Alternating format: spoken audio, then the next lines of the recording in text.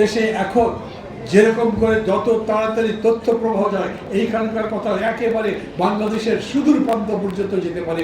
এখন তো আগের মতো নেই যে একটা চিঠি লিখে 24 ঘন্টা অপেক্ষা করতে হয়। এই জন্য যোগাযোগ ব্যবস্থা ভালো হওয়ার কারণেই আমরা বলছি এই যোগাযোগের ব্যবস্থাকে কাজে লাগিয়ে আরও বেশি করে যাতে আমরা পরস্পরকে জানতে পারি, তার ব্যবস্থা করতে হবে।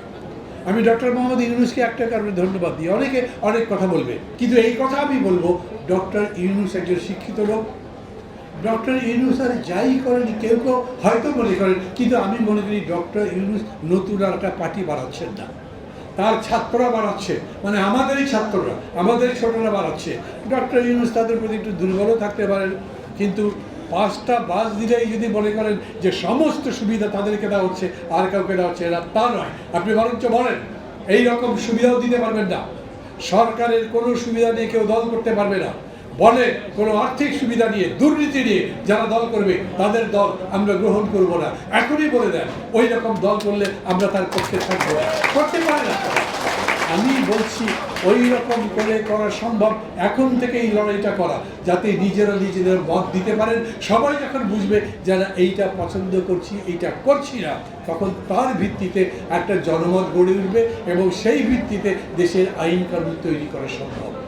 আমরা শুধু এই কারণেই বলছি, এখন যদি জাতীয় সংসদের নির্বাচন হয়, যারা ক্ষমতায় যাবে, যাবার পরে কি করবে? তারা আজ স্থানীয় সরকারের নির্বাচন করবে না, না করে পারবে? ক্ষমতায় থাকতে পারবে? দেখেন, ক্ষমতায় যাবার পরে উপজেলা পরিষদ যে গঠন করা হয়েছিল, সেটাও একটা সরকার ভেঙে দিয়েছিল। তার মানে ক্ষমতায় গেলে ভেঙে দেওয়া যায়, সেটা অস্বীকার করছি না, কিন্তু ভেঙে দেওয়ার ফলাফল শেষ পর্যন্ত ভালো হয় না যদি তিনি অন্যায়ভাবে করেন। গায়ের জোরে যারা ক্ষমতায় থাকতে চান, শেখ হাসিনা তার বড় উদাহরণ, পালাতে বাধ্য হয়েছে, ফিরে আসতে পারেন। ফিরে আসতে পারবেন কোনোদিন? আমি জানি না, আল্লাহ বলতে পারেন। কিন্তু এ তো ঠিক, কোনো দল ক্ষমতায় থেকে আমাদেরকে, আমাদের দেশকে, আমাদের জাতিটাকে ধ্বংস করে দিতে চেয়েছে, তাদেরকে রুখতে হবে এবং সেই পথ আমাদের বার করতে হবে। আমাদের ঠিক করতে হবে আমরা কি করে গণতন্ত্র নির্মাণ করতে পারি। আমাদের নিজেদের মনকে, চিন্তাকে ঠিক করতে হবে। আমরা অন্যের অধিকারকে খর্ব করবো না, অন্যের কথা বলার অধিকার হরণ করবো না, বরঞ্চ সেই যে কথা আছে, আমি অন্যের কথা বলবার অধিকার প্রতিষ্ঠা করবার জন্য নিজে সর্বাত্মকভাবে সংগ্রাম করবো, তিনি যেন কথা বলতে পারে। এখন চলতে পথে তো নিশ্চয়ই বিতর্ক হবে, সেরকম বিতর্ক একটা হয়েছে। কেউ বলছেন তাড়াতাড়ি জাতীয় সংসদ নির্বাচন দেন, সেইটা শুনে অন্যরা বলছেন একেবারে জান দিয়ে দিচ্ছেন ভোটের জন্য, কেন এতগুলো বছর অপেক্ষা করেছেন, পারেননি? যদি এই ছাত্ররা লড়াই না করতো তাহলে আরো 4 বছর অপেক্ষা করতে পারতেন না? তাহলে 4 বছর অপেক্ষা করে আগেই কেন ভোট চাইবেন? আপনি কারো প্রতি জেদ করে কথা বলবেন না। আমি আপনাদের বলছি, আমরা রাজনীতির ক্ষেত্রে এই কথা বলতে চাই, আমরা যত তাড়াতাড়ি সম্ভব গণতন্ত্র উদ্ধার করতে চাই, আমরা যত তাড়াতাড়ি সম্ভব জনগণের গণতান্ত্রিক অধিকার ফিরিয়ে দিতে চাই, মানুষের ভোটের অধিকার ফিরিয়ে দিতে চাই। অতএব কেউ যদি এমন কথা বলেন ভোট আরো দেরি করে হোক না, সেটা কোনো কথা নয়।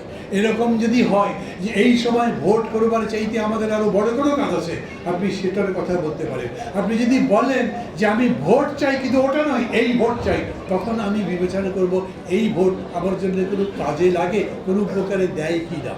বক্তৃতা করেছেন, আমি দেশের এত উন্নতি করেছি যে আমার পিয়ন পর্যন্ত 400 কোটি টাকার মালিক। আচ্ছা, পিয়ন 400 কোটি টাকার মালিক কিভাবে হয়েছে বলেন?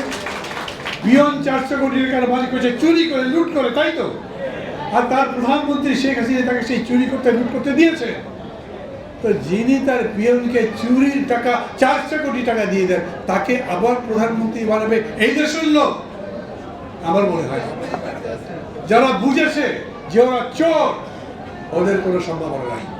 যারা বুঝেছে ওরা জনগণের গণতন্ত্র হরণ করে, ওরা মানুষের ভোট কেড়ে নেয়, তাদেরকে মানুষ ভোট দেবে বলে আমি বিশ্বাস করি না। আমি এজন্যই মনে করি ভোট হওয়া দরকার। সেই ভোট কিরকম করে দেবে? সেই ভোট বুঝে শুনে দেন। আপনার কাছে তো কাগজ দেওয়া হচ্ছে, সরকার দিচ্ছে, আমরা দিচ্ছি, সবাই দিচ্ছে। আপনার যদি মনে হয় যে এই দল ক্ষমতায় গেলে ভালো করবে না, দেবেন না ভোট, কেউ কিছু করতে পারবে না। ওই দিন নাই গায়ের জোরে ভোট কেড়ে দেবে, ওই দিন নাই ডাকাতি করে, লুট করে আপনাকে ঘর থেকে বেরোতে দেবেন, আপনারা ভোট কেড়ে দেবে। ওই দিন শেষ হয়ে গেছে, এটা তো বিশ্বাস করেন। এইবারের ভোট আমরা মনে করি ঠিকঠাক মতো ভোট হবে। হ্যাঁ, একটা সংশয় কিন্তু কেউ কেউ দিচ্ছে, ভাই শেষ পর্যন্ত ভোট তো হবে, আমি বলি ভোট যদি না হয় তাহলে কি হবে বলেন তো? সবাই একবার ভাবে, যদি ভোট না হয় তাহলে সরকার কে হবে? মার্শাল্লাহ হবে? মার্শাল্লাহ চান? মার্শাল্লাহ না যদি চান তাহলে তো ভোটই হবে। আজ হোক, কাল হোক, পরশু হোক, 3 মাস পরে হোক, 6 মাস পরে হোক, দেশে ভোট হতে হবে। এই ভোট নিয়ে কেউ টাল্টিবাল্টি করে, দেখবেন যে তার কোনো অস্তিত্ব থাকবে না। ওই জন্যই বলি, যারা ভোট দেরি করবার কথা বলেন তারা ভুল করে। অনেকে এরকম করে বলছেন না, আগে সংস্কার করেন তারপরে ভোট। আমি বলি, আচ্ছা এই বিল্ডিংটা ধরেন, এই ঘরের মধ্যে সংস্কার করা যায়?